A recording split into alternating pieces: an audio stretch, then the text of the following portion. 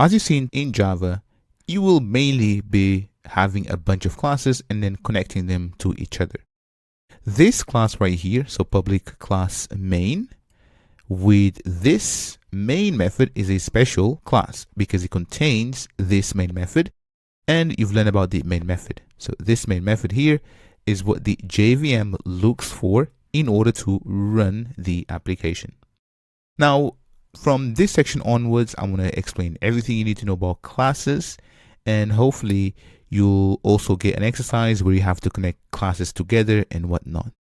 But right now, what I want to do with you is I want to create your very first class. So let's just start with a class within this main class, but later I'll show you how to have our class in its own file. So here, let's together say class, and here I'm going to say cat.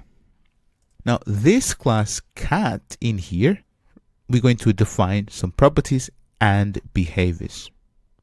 So let's have a property, and here we're going to say string name. So this is the name of the cat that we want to represent. And now let's define a behavior that all classes that we instantiate from this class will have. So here we're going to say void and then meow. And for now, what I'm going to do is, so inside of this meow method, I'm going to say south. And here I'm going to say name plus, and then let me just say colon, and then meow, and then 3 dots. So to be honest, this is it. So we have a class in here with one property. So this is the property. And then this right here is one behavior. So classes are made of properties and behaviors. So this is one property, this is one behavior. Now, the way I'm going to teach you classes is I'm going to teach you basically the bad way of doing things, and then I'm going to build upon it so that you understand why we do things. Right, so we have this class. Now let's try and basically use it. So here, if I say cat, and then I'm going to say cat equals to new, and then cat, just like this. So this right here is the type, and new cat is our class. So the same way that you saw with new string or integer or date, for example.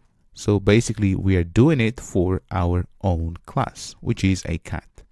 Now this right here doesn't work because currently we have a class inside of a class, and basically in order for us to use this class inside of a static method as before, we have to add the keyword static, and now this works. The next thing that I want to do is I want to say cat dot, and then have a look. We have the name, but also we have the meow. So this is the field and this is the method, so the behavior.